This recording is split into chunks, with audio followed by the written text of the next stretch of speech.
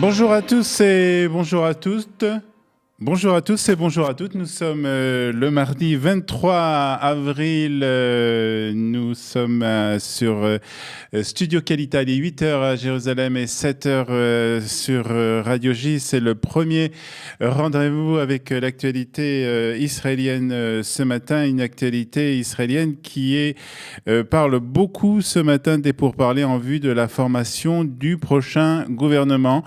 Si les pourparlers officiels n'ont pas réellement commencé, certains responsables politiques ont déjà commencé à faire certaines déclarations, en particulier Bezalel Smotrich du parti Ehud Hayamin.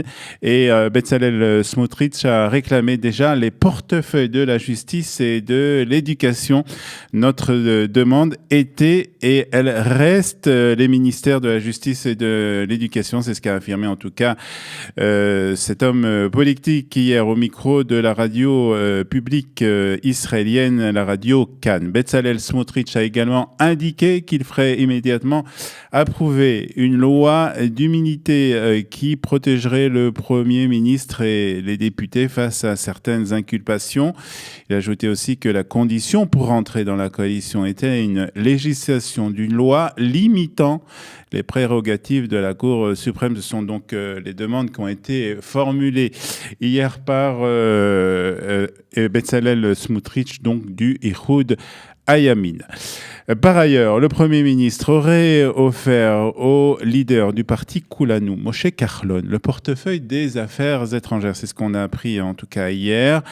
C'est la chaîne 13, la chaîne de télévision numéro 13 qui l'a annoncé hier. Il aurait aussi présenté cette offre lors d'un entretien téléphonique avec le ministre des Finances, Moshe Kahlon, qui a fait une campagne autour des sujets économiques et sociaux, avait répété que son désir était de continuer ce qu'il avait commencé au ministère des Finances et donc de continuer à être ministre des Finances. Benjamin Netanyahu a aussi proposé à Moshe Kahlon et à son parti Kulanu de fusionner avec le Likoud pour faire un seul grand parti. Le ministre des Finances sortant n'a toujours pas réagi à ces informations. Et puis toujours dans le cadre donc de ces pourparlers pour former la prochaine coalition, c'est Avigdor Lieberman d'Israël Beiteinu qui a réitéré hier ses positions. Il exige le maintien du projet de loi sur la conscription des étudiants dans des yeshivot, donc à l'armée, un texte auquel s'opposent les partis religieux. Une série aussi de demandes budgétaires a été formulée par Avigdor Lieberman et par son parti, Israël Beiteinu. Elle concerne notamment les loyers des nouveaux immigrants ainsi que la mise en œuvre d'un plan de protection des habitants de la région du Nord. Le parti russophone a aussi demandé à obtenir le portefeuille de l'intégration et un autre ministère important. La décision du président Trump et de l'administration américaine est d'une importance capitale pour renforcer la pression sur le régime terroriste iranien. C'est ce qu'a en tout cas déclaré Benjamin Netanyahu après l'annonce par la Maison-Blanche de sanctions supplémentaires contre le régime iranien. Le président des États-Unis, Donald Trump, a en effet décidé de mettre fin aux exemptions permettant à 8 pays l'achat de pétrole iranien afin de porter à zéro les exportations de brut iranien. C'est ce qu'a annoncé hier la Maison-Blanche. À partir donc du mois de mai, la Chine, l'Inde, la Turquie, le Japon, la Corée du Sud, Taïwan, Italie, la Grèce seront exposés à des sanctions américaines s'ils continuent d'acheter du pétrole iranien. Washington, je vous rappelle, avait établi en novembre dernier de dures sanctions économiques contre Téhéran, ainsi que contre tous les pays qui ne les respectent pas après son retrait de l'accord international de 2015 sur le nucléaire iranien.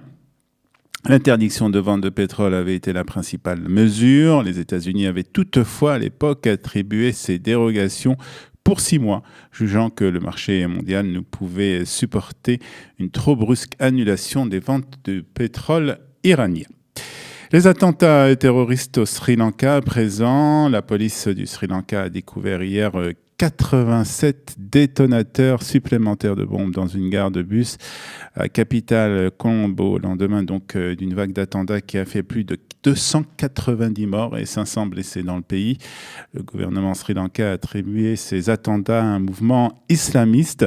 Le chef de la police nationale avait émis une alerte il y a quelques jours sur des informations selon lesquelles une agence de renseignement étrangère qui avait averti qu'un mouvement islamiste, le NTG, protégeait des attentats suicides contre des églises importantes et l'ambassade d'Inde à Colombo. Et puis sachez aussi que Meir Ben Shabbat, qui est le chef du Conseil de la sécurité nationale ici en Israël, s'est entretenu avec le secrétaire du président du Sri Lanka et lui a proposé une aide israélienne dans l'enquête concernant ces attentats. Pour le moment, le gouvernement sri-lankais n'a pas répondu à l'offre israélienne. Et puis on retourne en Israël avec Miri Regev qui a révélé hier le nom d'une nouvelle personnalité qui va allumer un flambeau lors des prochaines cérémonies d'ouverture des festivités du Yom Ha'atzmaut, au mois de mai prochain. Donc il s'agit du docteur Odaya Oliel, une jeune doctoresse qui souffre de paralysie cérébrale. Et malgré son handicap, cette jeune doctoresse, donc Odaya, a décidé de ne pas abandonner et de réaliser son rêve de devenir donc docteur. Après un Shirut Leumi, un service civil à l'hôpital Asaf à Rofé et 6 années d'études de médecine, Odaya termine son stage donc à l'hôpital de Rehovot. Son rêve est de devenir neurologue pour enfants. J'ai été très surprise de recevoir un appel de la part de la ministre Miri Regev pour m'annoncer que j'allumerai un flambeau lors des cérémonies du Yom Ha'atzmaut, a déclaré hier la jeune fille. Je crois surtout que cet honneur revient plus à mes parents qu'à moi, a-t-elle ajouté. Et puis sachez aussi que plusieurs milliers de personnes se sont rassemblées hier sur le parvis du Kotel à Jérusalem pour la traditionnelle Birkat Kohanim, la bénédiction des Kohen, qui est donnée le deuxième jour de Chol HaMoed en Israël, le premier jour en Choul, pour permettre donc aux Juifs qui viennent fêter Pessah de l'étranger de participer à cet événement. La pluie, le vent et les températures basses n'ont pas découragé les fidèles qui sont donc venus, comme je vous l'ai dit, par milliers pour écouter les Kohanim et les bénir. L'autre bonne nouvelle d'aujourd'hui, c'est que la météo israélienne est en hausse pour le moment encore légère, des températures et donc le retour du soleil sur l'ensemble du pays. Un temps idéal en tout cas pour des excursions. Il fera aujourd'hui 20 degrés à Tel Aviv, 17 à Jérusalem, 24 degrés à la mer Morte et 28 à Eilat. Nous nous retrouvons à 8h30 ici à Jérusalem, 7h30 à Paris pour la revue de la presse et des médias israéliens.